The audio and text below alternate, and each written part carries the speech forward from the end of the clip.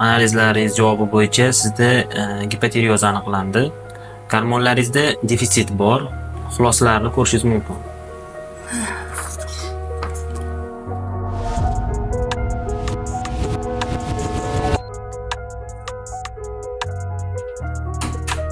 Yana televizor ko'ryapsizmi? Nima qilay? Bee'tiborsiz. Mani o'ylaysizmi o'zi? U bu narsa et. Agarda darding bo'lsa. O'zi ahvoling yaxshimi? Tuzukmisan deb so'raysizmi o'zi? Nega unaqasiz? Kuni bilan uyda o'tirdim. Hech narsa qila olmadim. Qo'limdan hech balo kelmayapti. Hamma yomon ko'radi meni. Siz ham yomon ko'rasiz. Namuncha qalin kiyib olding. Ko'chada 50 gradus issiq. Menga juda ham sovuq. Voy. Yechman bilani. Voy, bilmadim. Sovuq ketyapman. Issiq choy qo'yib beraymi? Oyi, men maktabga ketyapman. Ko'ylagimni dazmolladingizmi? Voy, bolam esimdan chiqibdi. Hozir dazmollab beraman. Kech qolib bo'laman-ku.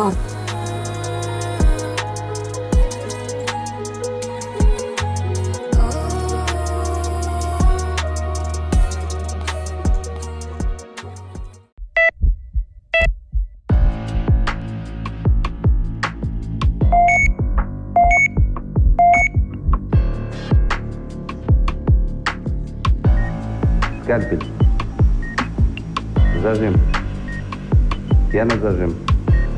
Qaychi. Ishga bering.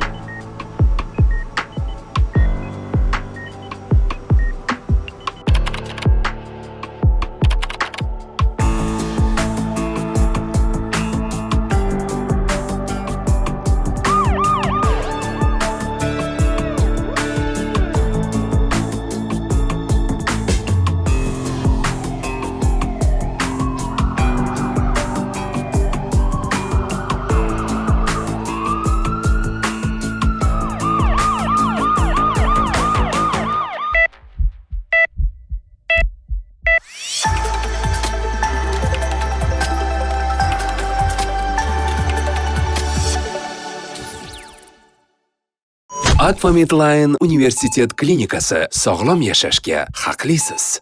Gormonlarim buzilibdi. Gormonlarga analiz topshirishim kerak ekan. Mana shu kabi savollar tobora ko'payib bormoqda. Aslida gormon o'zi nima? Efirda Puls 1141 ko'rsatuvi. Assalomu alaykum.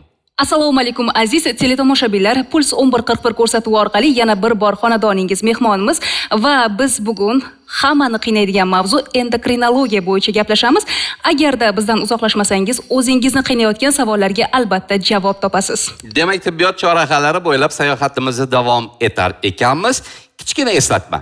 Puls 1141 ko'rsatuvining bosh homiysi Akfa Medline universitet klinikasi. Bizning hamkorimiz esa Central Asian University. Talabalari hafta rahbariyati va biz boshladik.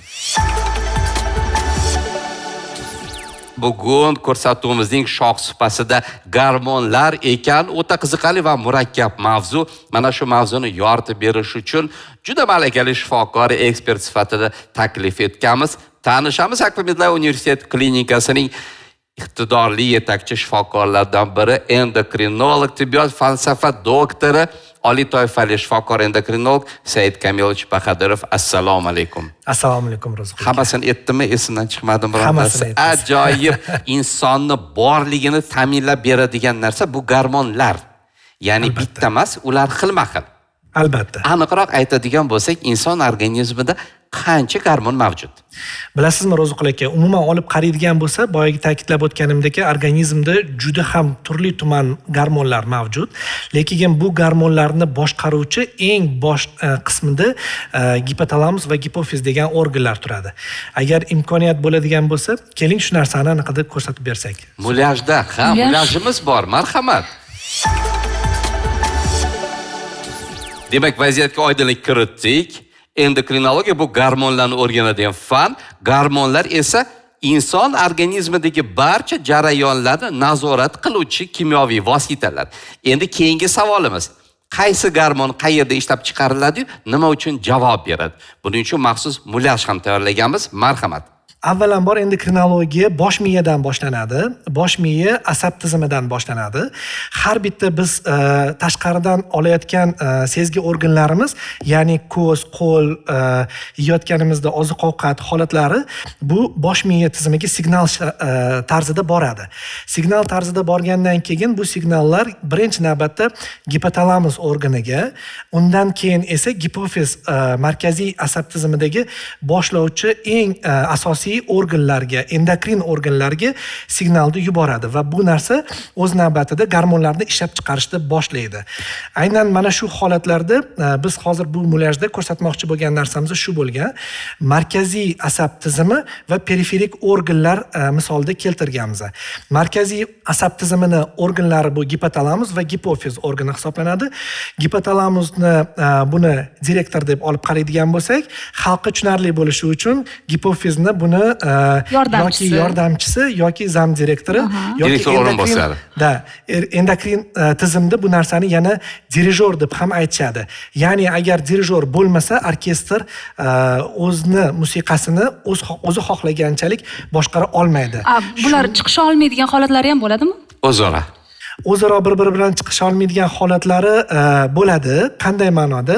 Agar muammo gipofizda bo'ladigan bo'lsa, bu informatsiyani gipotalamusga va periferik organlarga beradi. Keyingi endokrin tizimi? Aynan shunday holatlarda mana bu organlardagi ishlash faoliyati buzilish holati yuzaga keladi.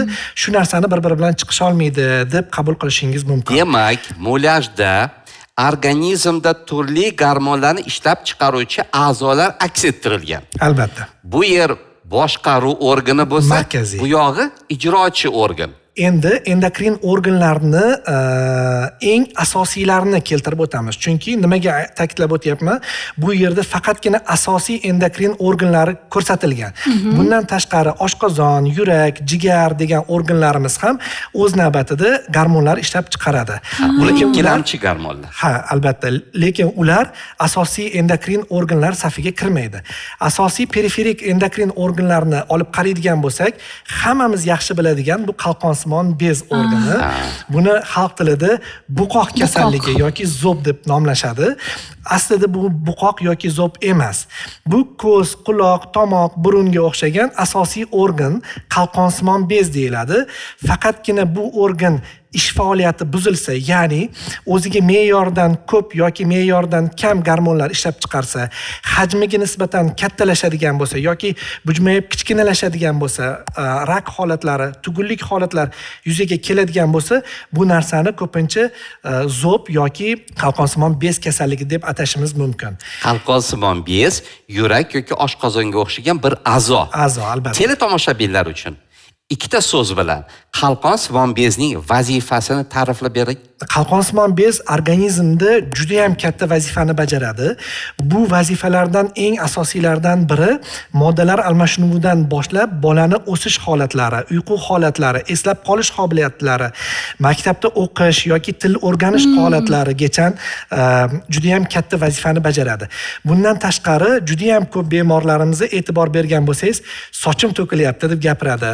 Bu ham qalqonsimon bezga aynan soch to'kilishi shikoyati bilan ham taxmin qilishimiz mumkin bo'ladi. Ya'ni hattoki sochning salomatligiga ham javob beruvchi a'zo ekan. Va men bir ma'lumotni eshitganman, agarda qalqonsimon bezda muammolar yuzaga kelsa, semirish holatlari, ya'ni ortiqcha vazn to'plash holatlari yuzaga kelar ekan.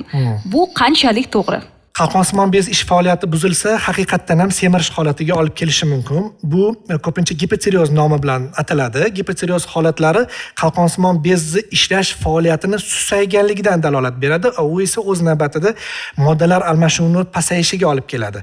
Moddalar almashinuvi pasaygandan keyin odam organizmidagi keraklik bo'lgan hodisalar, ya'ni jarayonlar bo'lmaydi va shuni hisobiga ortiqcha vazn yuzaga keladi. Keling, a'zolar bilan tanishishni davom ettiramiz. Keyingi organimiz bu timus hisoblanadi.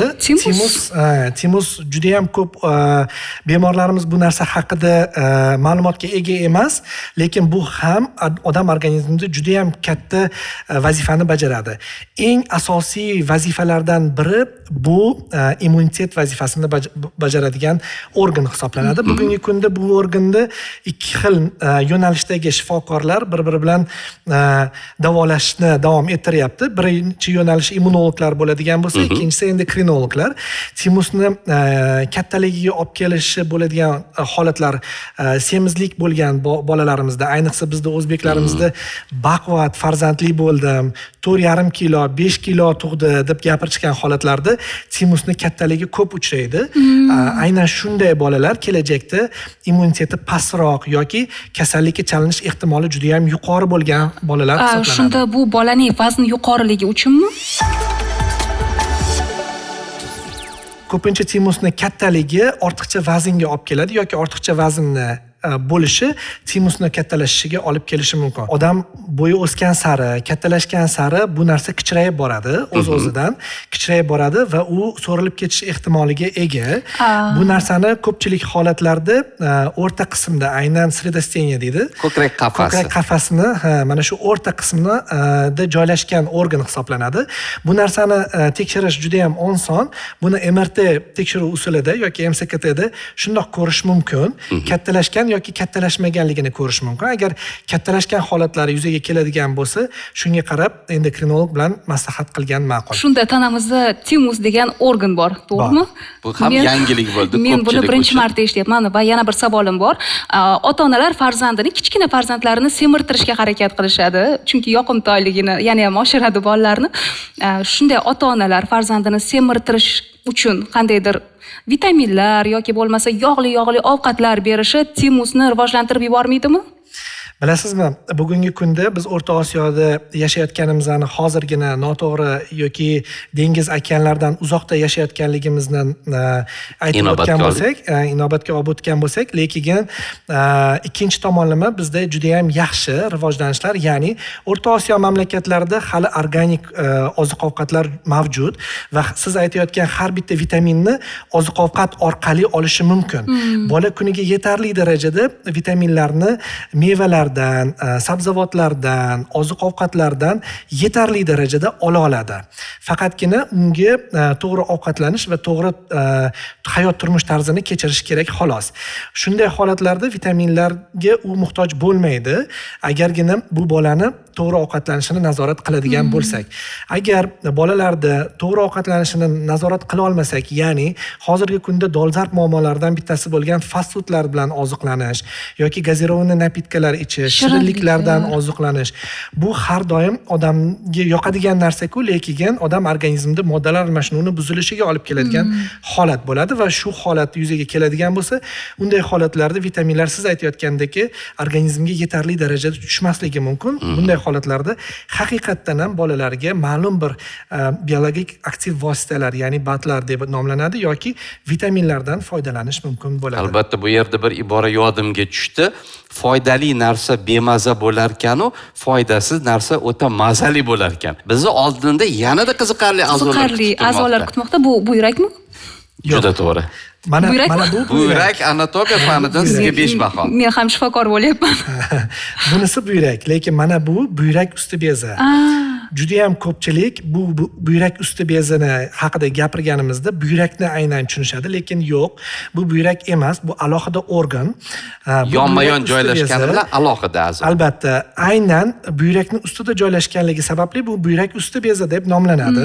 Bu organizmda ham juda ham katta muhim ahamiyatga ega hisoblanadi.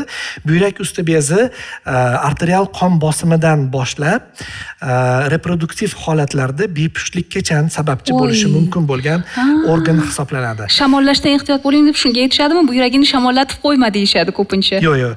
Buyragingni shamollatib qo'yma degani mana bu organ. Buyrak usti bezi umuman boshqa organ. Bir-biriga aloqasi yo'qmi? Aloqadorligi bor.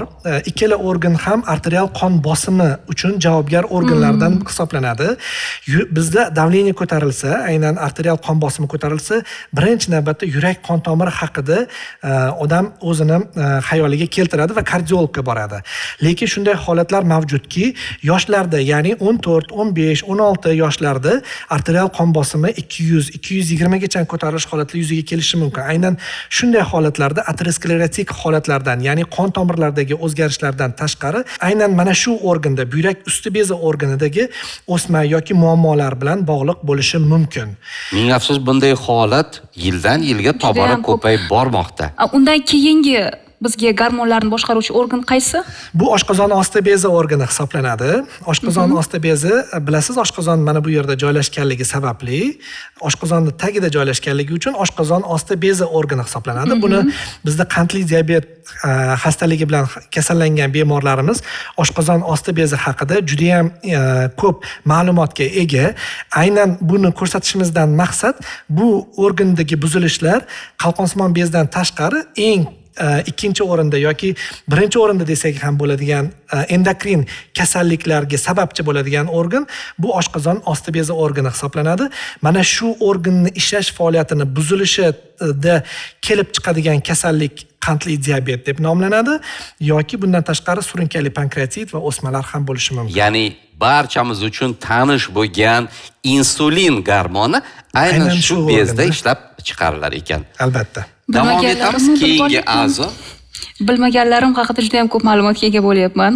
Tomoshabinlar ham ekrandan uzoqlashmang deymiz. Biz endokrin tizim haqida gaplashmoqdamiz. Shuning uchun ham endokrinologiya tizimi haqida qisman yangi va qisman eski tizim haqida boya ta'kidlab o'tgan edim. Keyingi organga o'tadigan bo'lsak, bu tuxumdon va tuxumlar hisoblanadi. Ayollarda bu reproduktiv organni, erkaklarda ham reproduktiv organ vazifasini bajaradigan organ. Bu organ bilan muammo yuzaga kelib chiqadigan bo'lsa, Ro'ziqul aka sizga sir emas. Doimo ginekologlarga murojaat qilishadi, lekin ginekologlarimiz bu organlar haqida juda ham to'g'ri va yaxshi ma'lumotga ega. Shuning uchun gormonlaringni to'g'rilab kel deb endokrinologlarga keyin jo'natib yuborishadi. Bepushtlik haqida gap ketadigan bo'lsa, buyrak usti bezdagi organ haqida gaplashganimizdan tashqari aynan tuxumdon va tuxumlar haqida gap ketadi. Bu toifadagi gormonlar haqida so'z yuritar ekanmiz. Qiz bolani ayol qiladigan, o'g'il bolani erkak qiladigan, erkak va ayolni ota-ona qiladigan asosiy gormonlar aynan shu a'zolarda ishlab chiqarilar ekan. Muxtasar qilib aytganda, gormonlar modda almashinuvi uchun, inson organizmini yosharishi uchun, insonni ko'payishi uchun, hattoki inson immuniteti uchun ham javobgar ekan. Bu juda va juda muhim. Gormonni yana bir jihati hujayralarni yangilanishi va ko'payishi uchun javobgar. Mana shu jarayonni ham bir kichkinagina misolda ko'rsatib beraylik, keling. Xamir. Xamirning gormonlarga nima aloqasi bor deb mana opamlar so'rab turibdilar.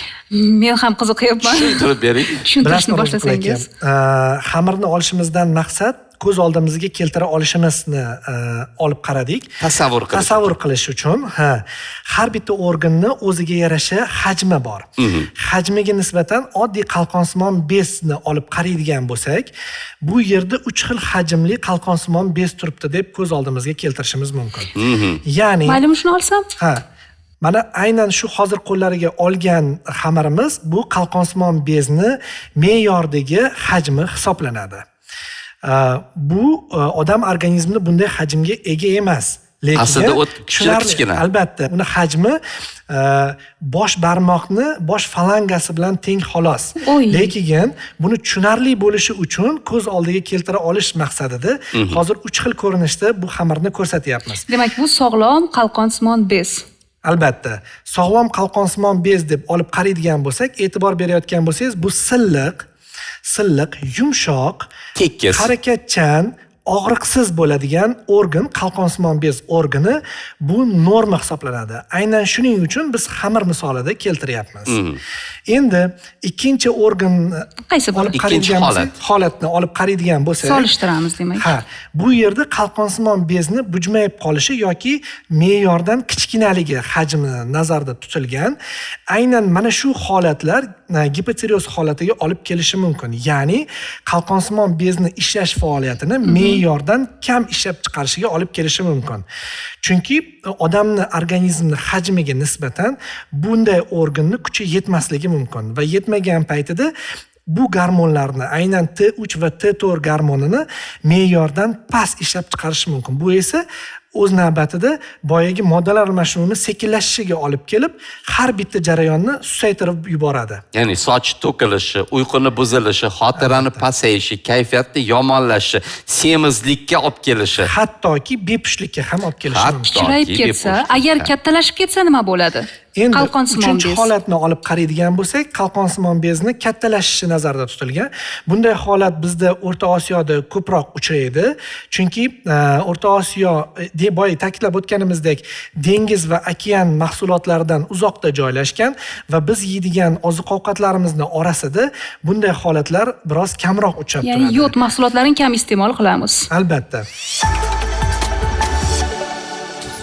Shunday holatlarda qalqonsimon bezga yod yetarli darajada yetmaganligi sababli kuchanib ishlaganligini hisobidan bu o'z navbatida kattalashib boradi. Lekin bu faqatgina yod miqdorini yetishmasligi bilan emas, balkim odamda nasliy moyillikdan tortib jinsga, bundan tashqari yeydigan oziq-ovqatiga, asabiylashishiga, quloq, tomoq, burun organlari, ya'ni lo'r organlariga, oshqozon ichak kasalliklariga ham bog'liq.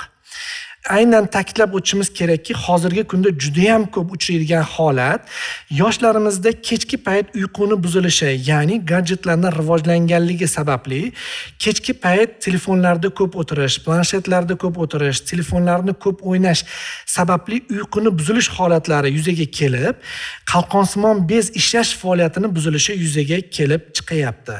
Gormonal kasalliklar nima sababdan erkaklarga nisbatan ayollarda ko'p uchramoqda? Statistik ma'lumotlarga qaraganimda, ijtimoiy tarmoqqa kirib, ayollarda foiz ko'rsatkichi ko'proq berilgan. Nima sababdan? Bu juda ham global muammolardan bittasi bo'lganligi sababli ayol kishilarda ayollik gormonlari, erkak kishilarda erkaklik gormonlari bor. Ayol kishilardagi imенно estradiol, ayollik gormonini yuzaga keltiradigan gormon bu asab tizimiga ham juda ham chambarchas bog'liq gormon hisoblanadi. Ayollar asabiy demoqchimisiz? Ular emotsional. To'g'ri. Erkaklarga nisbatan ayollar emotsional bo'ladi va har bitta stress holatlarini ular erkaklarga nisbatan ko'ngliga yaqin oladi. Aynan shu stress holati markaziy asab tizimiga ta'sir qilgandan keyin gipotalamus va gipofiz orqali periferik endokrin tizimlarga ta'sir ko'rsata boshlaydi va aynan shu hisobidan keyinchalik bu gormonal o'zgarishlarga olib keladi. Erkaklarimiz esa bu narsani jismoniy tarbiya bilan shug'ullanib, ya'ni mishoklarda urib, ajrimaniyalar qilib yoki turniklarda tortilib, suzib yoki eng qiyin holatlarda baqir-chaqir qilib tashqariga chiqarib yuboradi. Ayollarimiz esa ichiga yutganligi sababli bu narsani ko'pchilik holatlarda gormonal o'zgarishlarga olib keladi. Psixosomatika nuqtai nazardan biz teskarisi deb o'ylar ekanmiz, chunki yo'q, aslida ayollar psixoemotsional bo'ladi, erkaklar ichiga yutadi-yu, shu narsani nazarda tutgandim. Infarkt, insultga duchor bo'lib qolish ehtimoli yuqori. Buning boshqa sababi bor. Gormonal tizimlarni taqqoslaydigan bo'lsak, ayollarning gormonal tizimi o'ta murakkab, o'ta jozibador. Erkaklarning biroz primitiv. Shunday ekan, endi soatlar misolida solishtiradigan bo'lsak, erkaklarimiz albatta xafa bo'lishmasin. Erkaklarning reproduktiv tizimidagi gormonlar bu quyosh soatiga o'xshasa, ayollarning reproduktiv gormonal tizimi bamisoli Rolex. Mavzu o'ta qiziqarli. Keling, yurtdoshlarimizga yuzlanamiz. Hamyurtlarimizning fikri qanday? Marhamat. Qarindoshlar orasidagi nikoh tibbiyot tomonidan maslahat berilmaydimi deb o'ylaysiz? Farzandlar nogiron tug'iladi har xil. Aniq bilan o'shaning uchun bo'lsa kerak. Ma'qullamaydi, lekin bilmayman, nogiron bolalar tug'ilishi mumkin. O'shaning uchun bo'lsa kerak. Ho'kiza nogiron tug'ilish alomatlari bor shekilli, shunaqa bo'lsa kerak. Sababi nima deydi, xromosomalarimiz bir xil bo'ladi-yu. O'sha tarafdan bo'lsa kerak qarindoshlik. Shu sababdan har xil kasalliklar kelib chiqadi. Qalqonsimon bez degan organ bor inson tanasida, o'sha qayerda joylashgan? Qalqonsimon bez oshqozonda bo'lsa kerak. Tomoqda joylashgan. Bu mamda. Tomoqda bo'lsa kerak. Tomoqda. Shu nasldan o'tadigan qanaqa kasalliklar bor deb o'ylaysiz? Biladiganlaringiz qaysi? Nasldan o'tadigan har xil titroq kasalligi bo'lishi mumkin.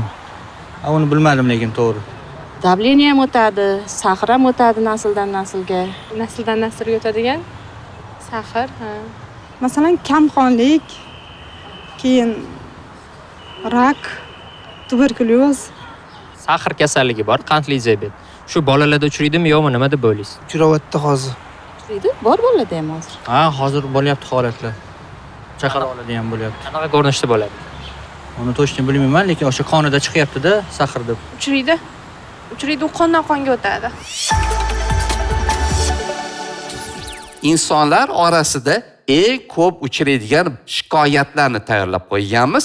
Shifokorimiz esa o'sha shikoyatlardan kelib chiqib, taxminiy tashxis qo'yib berishlari kerak. Boshladik. Demak, birinchisi o'qigan bo'lsangiz, juda ham ko'p uchraydigan holat. Haqiqatdan ham Ro'ziqul aka, bilasizmi, bugungi kunda 1.9 milliard aholimiz ortiqcha vaznga ega ekan. Dunyo aholisini 1.9 milliard aholisi. Bu 20% degani. 25%. Albatta. Shundan 650 million aholisi semizlikka duchor bo'lgan. Ortiqcha vazn deganda albatta semizlikni nazarda tutilmagan indeks massa tela degan narsa bor. Aynan shu ko'rsatkich bo'yicha ortiqcha vazni bor yoki yo'qligini aniqlash mumkin bo'ladi. Bugungi kunda juda ham ko'p uchraydigan holat. Har qadamda uyqu buzilishi o'rtoqlar. Bu kasallik alomatimi yo'qmi? Bilasizmi, bu uyqu buzilishi ikki xil holatda yuzaga kelishi mumkin. Bittasi kasallik alomati bo'ladigan bo'lsa, bittasi kechki uyquni bo'lmasligi. Ya'ni gadjetlardan boya ta'kidlab o'tganimizdek kechki uyquni buzilishi. Aynan soat 9-10 lardan boshlab odam organizmida uyqu uchun javobgar bo'lgan gormon, ya'ni melatonin qonga ishlab chiqarib boshlanadi. Agar shu holatda tinch holatga kelib, gadjetlarda, telefonlarda, stress holatlarida yo'qotmaydigan bo'lsak, ya'ni o'zimizga yoqadigan kinoni qo'yib ko'radigan bo'lsak yoki telefonda o'zimizga yoqadigan bo'ladigan narsalarni ko'radigan bo'lsak, bu uyqu gormonini ishlab chiqarishni susaytirishi va stress gormonlarini, ya'ni kortizol gormonlarini ko'proq ishlab chiqarishiga olib kelishi mumkin. Bu esa o'z navbatida keyinchalik uyquni buzilib, moddalar almashinuvining buzilishiga olib keladi va kasallikni kelib chiqishiga sababchi bo'ladi. Keyingisiga o'tamiz. Bepushtlik juda og'riqli mavzu. Albatta bu haqida soatlab gapirishimiz mumkin, lekin endokrin tizimida boya ta'kidlab o'tganimizdek bepushtlikka olib kelishi mumkin bo'lgan jinsiy a'zolar bor va jinsiy a'zolardan tashqari buyrak usti bezini ishlash faoliyatini tekshirishimiz kerak. Undan tashqari qalqonsimon bez ishlash faoliyati bilan gipofizni tekshirishimiz kerak bo'ladi. Bepushtlikni bizda juda ham ko'p holatlarda ayol kishi tomonidan bepushtlik bor deb ta'kidlab o'tishadi, lekin shuni ta'kidlab o'tmoqchimanki, bepushtlikni 50% ayol kishiga bog'liq bo'lsa, 50% erkak kishi bilan ham bog'liq bo'lishi mumkin. Ya'ni ba'zi bir gormonlardagi erkak kishidagi o'tayotgan muammolar ham, ya'ni spermogramma, testosteron miqdorining pasayishi, prolaktin miqdorining erkaklardagi ko'tarilishi holatlari ham yuzaga keladigan bo'lsa, bu ayolida bepushtlik holatini yuzaga keltirishi mumkin. Shuning uchun bepushtlik holati bilan men ko'pchilik holatlarda nafaqat ayol kishini, balkim turmush o'rtog'i bilan erkak kishi bilan birga kelishini, erkagi bilan birga kelishini tavsiya qilgan bo'lar edim. Bu borada yangi raqamlarni aytib o'tmoqchi edim. Bepushtlik haqida gapirar ekanmiz. 40% ayol sababli, 60% erkak sababli. Shuning uchun kelin bolani ayblashdan avval xotinni shifokorga murojaat qilganligi maqsadga muvofiq bo'lardi. Yuqorida gormon dedik. Gormonning topshirilishi ham bu bir dunyo ekan. Keyingi mavzumiz shu haqida. Gormonal kasallikni aniqlashda nafaqat ultratovush tekshiruv yoki MRT, balki birinchi o'rinda gormonlarning qondagi miqdorini aniqlash katta ahamiyatga ega ekan. Mana shu borada savollar ko'p. Topshirish kerakmi, yo'qmi, qachon va hokazo. Shu savollarga oydinlik kiritish maqsadida studiyaga yana bir ekspertni taklif qildik. Akfa universitet klinikasi laboratoriyasi shifokori Dilshodbek Haybatullayev. Assalomu alaykum. Assalomu alaykum Ro'ziqul aka. Gormonlarga analiz topshirayotganda qanday talablar qo'yiladi? Qachon topshirish kerak, qanaqa holatda borish kerak?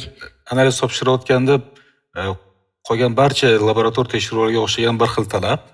Albatta ertalab topshirishga tavsiya etiladi. Hozir zamonaviy texnologiyamiz bor bo'lgan bilan gormonal tekshiruvlarni ertalab topshirishga tavsiya berardim, chunki ertalab odam uyg'onib turganda hali organizm stressga uchramagan, hali ovqatlanmagan, tashqi ichki omillar ta'sir etmagan holda topshirsa ma'qul deb hisoblaydi. Demak, ertalab och qoringa yana qanday talablari bor? Suv ichsa bo'ladi ertalab topshirishdan oldin. Albatta, asab tizimini stressga uchramagan holda topshirishdan oldin ozgincha koridorda o'tirib tursangiz ham bo'ladi, 15 minut tinchlanib olib, keyin bemalol topshirasiz. Lekin shunday istisno holatlarni eshitganman. Misol uchun gormonlarga analiz topshirgani borganda, to'q qoringa kelavering, baribir to'g'ri chiqadi, kun bo'yi och yurmaysiz-ku deya o'sha bemorga tavsiya berganlar ham bo'lgan. Bu to'g'rimi? Hamma gormonlarga ta'sir qilmasligi mumkin, lekin bir necha gormonlarimiz bor, tekshiruvlarimiz u albatta odam ovqatlanib qo'ysa agar ta'siri bor. Misol uchun insulin. Ko'rsatuvimizning asl maqsadi kasallikni davolash emas, kasallikni oldini olish ekan. Mutaxassislarning tashrifidan foydalangan holda sizga bo'lgan maxsus va juda o'rinli tavsiyalarimiz bor. Bizdan yiroqlashmang. Aziz teletomoshabinlar, Puls 11:41 ko'rsatuvi davom etadi va biz bugun endokrinologiya bo'yicha suhbatlashmoqdamiz, ya'ni gormonlar haqida. Bizning yonimizdagi stol esa albatta noz-ne'matlar bilan boyitildi. Banan bu bilasiz mikroelementlarga juda ham boy. O'zini tarkibida vitamin B komplekslari, magniy, kaliy vitaminlarga juda ham boy. Lekin shu o'rinda hech kim bilmasa kerak, bananni melatonin gormonini, ya'ni uyqu gormonini ishlab chiqarish uchun sababchi bo'ladigan mevalar safiga kiritilgan ekan. Shuning uchun uyqudan oldin banan iste'mol qilish uyquni yaxshilanishiga olib kelishi ehtimoli juda ham yuqori. Lekin shu o'rinda ta'kidlab o'tishim kerak, bu o'z navbatida glyukoza ham. Ya'ni uyqumni yaxshilayman deb qandli diabet bemorlar banan yeyishi mumkin emas. Aytmoqchimanki, agar bananni yeyishdan avval qandli diabet bemorlar 10 marta o'ylab, ana undan keyin bananni yeyish kerak bo'ladi. Demak, qandli diabeti bo'lmasa, iste'mol qilish mumkin. Albatta. Bu yerda gilos ham bor. Ikkinchi mevamiz gilos yoki olcha. Bu vitaminlarimizga boy bo'lgan meva turi safiga kiradi. O'zbekistonda bu gilos bilan olcha juda ham keng tarqalgan mevalar va bu bizda hozirgi kunda vitamin C ga boy mevalar safiga kiradigan vitaminlar turiga kiradi. Bu ham kechki payt agar iste'mol qilinadigan bo'lsa, odam organizmida arterial qon bosimini pasaytirib, uyqu gormonini ishlab chiqarishiga sababchi bo'lar ekan. Bilvosita. Albatta, bilvosita. Demak, yoz payti gilos, qish mavsumida esa gilos murabbosi. Albatta. Keyingi narsalarimizdan yana bir uyquga ta'sir qiluvchi bo'lgan vositalarimizdan biri bu ovsyanoy kasha hisoblanadi. Ovsyankani o'zi bu ham kechqurun yotishdan avval iste'mol qilinadigan bo'lsa, bu ham uyqu gormonini, ya'ni melatonin gormonini ishlab chiqarishga sababchi bo'lar ekan. Buni kechda iste'mol qilish ortiqcha vaznga olib kelmaydimi? Yo'q, aksincha. Biz ko'pincha uglevodlarning o'rniga ovsyanoy kashalardan iste'mol qilishni, ya'ni guruchlarning o'rniga, un mahsulotlarining o'rniga ovsyankadan non pishirib yeyishni yoki shirinliklar qilib yeyishni tavsiya qilamiz. Shuning uchun buni ertalab yesa ham, kechki payt yesa ham qondagi qand miqdorini ko'tarilish yoki o'ynashiga yoki semizlikka olib kelish ehtimoli nisbatan qolgan mahsulotlarimizga nisbatan kamroq. Va men kepak haqida ham eshitganman. Agarda qandaydir ovqat tayyorlasangiz, u qanday ovqat bo'lishidan qat'iy nazar, kepak qo'shib iste'mol qilsangiz ortiqcha vaznni yo'qotadi deb aytilgan. Bu ham to'g'rimi? Albatta, arpa uni, kepak uni, bug'doydan emas bo'lgan unlardan foydalanib, un mahsulotlarini tayyorlash bu ortiqcha vaznni oldini olishga sababchi bo'ladi. Aynan shu vositalardan qandli diabet bemorlarimizda non yeyish mumkin emasmi endi degan savoliga shu javobni beramiz. Demak, kepakli nonlar, arpali nonlar mumkin. Albatta. Ajoyib. Choy ham bor. Choy ham bizda. Bu yerda albatta ko'k choy bilan limon ham bor. Aynan mana shu mahsulotlar vitamin C ga boy mahsulotlar safiga kiradi. Lekin mana shu mahsulotlarni kechki payt, kechqurun ovqatdan keyin yotishdan avval iste'mol qilish ham vitamin C ni ko'tarishdan tashqari uyqu gormonlarini ishlab chiqarishga sababchi bo'ladi. Ayniqsa ko'k choy kortizol gormonini pasaytirish xususiyatiga ega. E'tibor bergan bo'lsangiz, davleniyam tushirish uchun ko'plar ko'k choy ichaman deb gapiradi.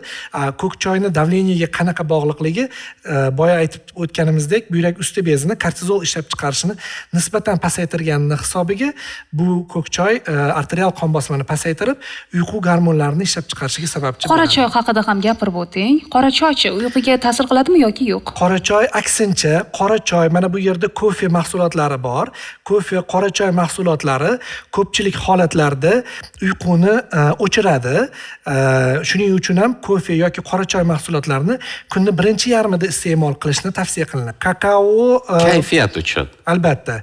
Qora choy, kofe, kakao odam organizmida serotonin, dopamin, ya'ni kayfiyat uchun boshqaradigan gormonlarni ishlab chiqarish uchun javobgar narsalar hisoblanadi. Shuning uchun ham kofeni hidini hillasa ham odamlarning kayfiyati yaxshilanadi. E'tibor bergan bo'lsangiz, mana shu kofening hidi kayfiyatimga ta'sir qildi. Albatta, aynan shuni iste'mol qilganda odam organizmida buyrak usti bezida ishlab chiqaradigan gormon kortizol va serotonin gormonlari qonga chiqqani hisobiga arterial qon bosimi ko'tarilib, kayfiyati yaxshilanib, uyqusi o'chadi. Shuning uchun bu narsalarni kechki payt emas, kunning birinchi yarmida tavsiya qilinadi. Sut haqida endi ma'lumot bersangiz. Bu yerda juda ham ko'p sut, mana imbir, tuxum mahsulotlarini ko'ryapman. Aynan mana shu mahsulotlar ham kalsiyga boy bo'lgan mahsulotlar safiga kiradi. Bu narsalarni iste'mol qilish odam organizmida kayfiyatni yaxshilashga va gormonal o'zgarishlarga olib kelishi mumkin. Gormonal o'zgarishlar deganimki, suyaklarda ijobiy ta'sir qilishi mumkin. Shuning uchun bunday mahsulotlarni biz kunning birinchi yarmida iste'mol qilishni tavsiya qilamiz. Imbir o'z navbatida kechki payt ham iste'mol qilish mumkin. Bu immunitetni yaxshilash xususiyatiga ega. E'tibor bergan bo'lsangiz, koronavirus paytida hamma imbirlik choy. Mana bu imbirlik choy. Imbirlik choy mahsulotlaridan ko'p iste'mol qildik. Bu o'z navbatida odam organizmida moddalar almashinuvini yaxshilab, immunitet vazifasini yaxshilashga olib keldi. Olib kelganligi sababli kasallikdan xolis bo'lish ehtimoli juda ham yuqori bo'ladi. Ayniqsa imbir bilan limon aralashgan choylar juda ko'plab odamlarni COVID-19 dan qutqarib qolgan. Lekin mana shu imbir va limon choylar allergik kasalliklarga ta'sir qilishi mumkinmi? Misol, qo'zg'atib yuborishi. Bugungi kunda allergik kasalliklarni qo'zg'atishi mumkin bo'lgan juda ham ko'p ma'lumotlar bor. Oddiy changdan tortib fizrastvor, ya'ni oddiy suv ham osma ukollarda olayotganda allergik reaksiyalar berganini juda ham ko'p uchratganmiz. Albatta imbir ham ba'zi bir insonlarda nima deydi? Neperenosimist. Shaxsan menda ko'tarolmaslik holati yuzaga kelgan paytida allergik holatlarni yuzaga keltirishi mumkin. Shaxsan men imbir ichsam juda ham ko'p yo'talaman, gapirishga qiynalib qolaman. Bu o'sha allergik holatni keltirib chiqargandan dalolatda. Demak, sizning organizmingizda imbir holatiga ehtiyoj yo'q. Tushunarli. Bizda farel. Bu yerda baliq mahsulotlari, go'sht mahsulotlari, olivka yog'i, keyin anor soki, keyin anor sharbati va shpinatlar ko'rsatilgan. Bularning har biri organizmda gormonal o'zgarishlarga olib keladi. Ya'ni erkaklik gormonini yoki ayollarda ayollik gormonlarini yaxshi rivojlanishiga olib keladi. Bu esa o'z navbatida bepushtlikni oldini oladi.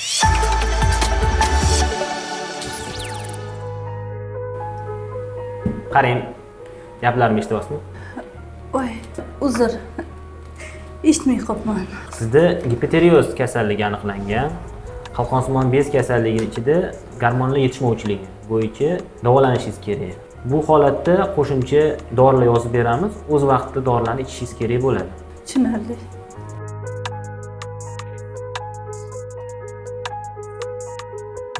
Assalomu alaykum adasi, yaxshi keldingizmi? Televizor ko'rib o'tiribsan. Ha, endi birga ko'ramiz.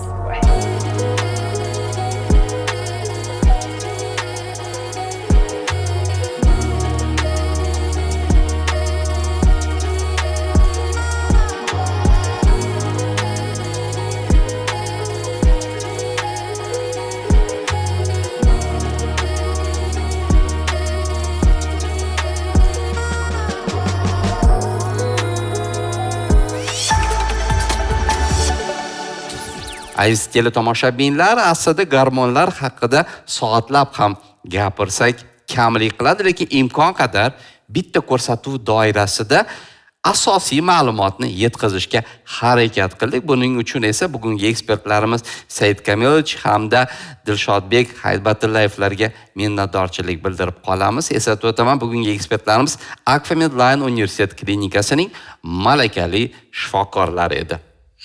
Va ko'rsatuvimiz so'ngida aytar so'zimiz, sizning organizmingizda qanday o'zgarish bo'lyapti? Ortiqcha vazn olyapsizmi? Uyqusizlik kuzatilyaptimi? Sochlaringiz to'kilyaptimi? Albatta mutaxassis yoniga yuguring deyman. Zero bularning barchasi bir alomat. Eslatib o'taman, ko'rsatuvimizning bosh homiysi Akfa Medline Universitet klinikasi. Hamkorimiz esa Central Asian University. Kelgusi ko'rsatuvlarimizda ko'rishguncha xayr, salomat bo'ling. Omon bo'ling. Akfa Medline Universitet klinikasi. Sog'lom yashashga haqlisiz.